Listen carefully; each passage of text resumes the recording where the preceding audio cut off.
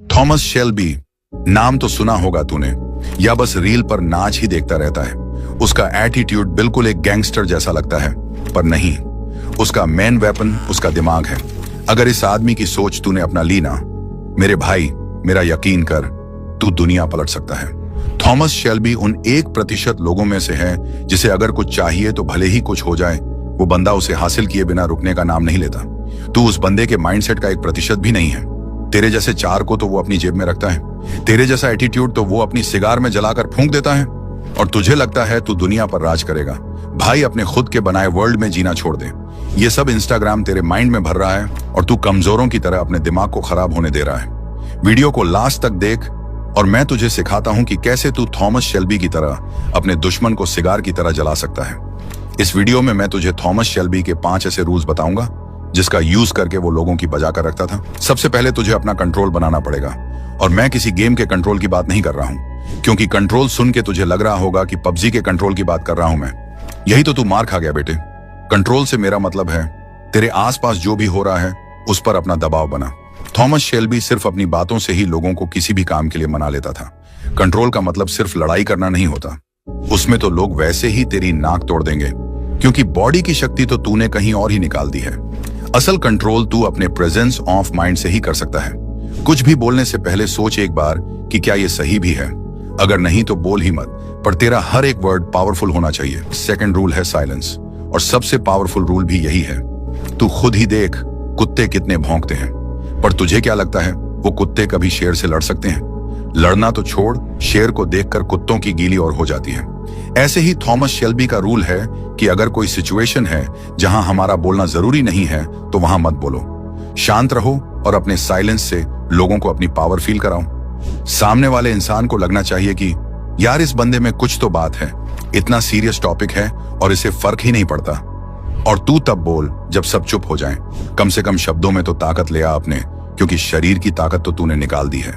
पर तू चिंता मत कर, मुझे सब्सक्राइब कर ले, तेरी शरीर की और शब्दों की ताकत में वापस ले आऊंगा थैनोस की छुटकी बजाकर। तुझे क्या लगता है हमारे पुतिन ताऊजी इतने शांत क्यों रहते हैं? वो जिसे चाहे उसे लपेटे में ले सकते हैं, पर तब भी हमारे ताऊजी इतने शांत रहते हैं, और यही उनकी असली पावर है। साइलेंस का मतलब ये नहीं है कि आप सिर्फ बाहर से शांत दिख रहे हो और आपके दिमाग में चल रहा है उई अम्मा, हाय हाय मैं तो मर गई। जब तू चुप रहता है तभी सामने वाला इंसान तुझसे डरता है। अगर तू उससे बहस करता रहेगा तो तेरी बातों की कोई कीमत नहीं रहेगी। इसलिए चुप रहना सीख। तेरा चुप रहना तेरे बोलने से ज्यादा पावरफुल है। थॉमस शेल्बी का थर्ड और उसके हर सिचुएशन में काम रहने का रूल, ये रूल है फोकस का। हाँ, सही समझा जो तुझ में नहीं है, पर आ सकता है। मेरी बातें तुझे कड़वी लगेंगी, पर इतना सुन ले कि कड़वी है पर तेरे लिए फायदेमंद बहुत है। जिस दिन तेरा फोकस टूट गया तो तू समझ ले जैसे कि तेरे पैर टूट गए। अब तुझे दूसरों का सहारा लेना पड़ेगा चलने के लिए। ऐसे ही फोकस है। फोकस टूटा तो तेरा काम खत्म, फिर तू कंट्रोल करने लायक बन जाएगा। कोई भी इंसान तुझे कंट्रोल कर सकता है, पर तूने तो अपना सारा फोकस सिर्फ लड़कियों के पीछे लगाया हुआ है। अभी भी टाइम है इस फोकस को शिफ्ट कर दे।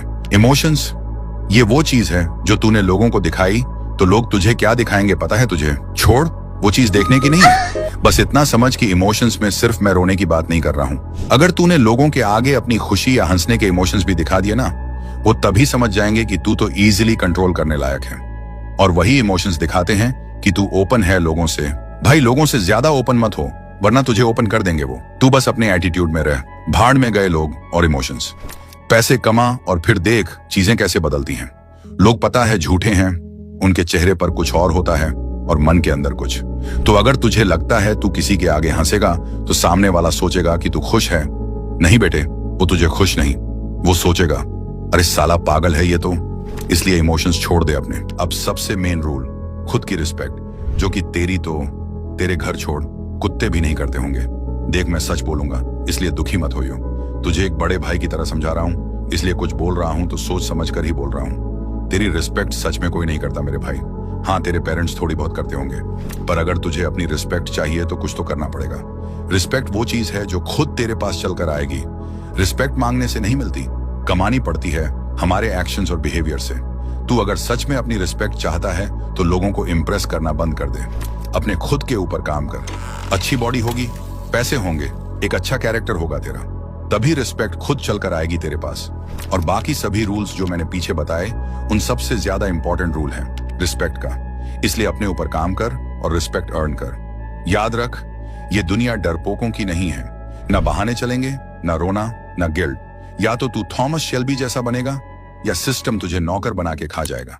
और अगर तू सीरियस है अब अपने ऊपर काम करने के लिए, तो कमेंट में अपना वर्स्ट मोमेंट बता मुझे, और चेंज होने के बाद उसी कमेंट के नीचे रिप्लाई करियो, आई एम चेंज नाउ। तब मैं मानूंगा हाँ तुझ में कुछ बात है, वरना तेरे जैसे लोग तो पता नहीं कितने हैं इस धरती पर, कोई गिनती भी नहीं। सब्सक्राइब करके इस एम्पायर में शामिल हो जा, क्योंकि यहां वीकनेस की कोई जगह नहीं।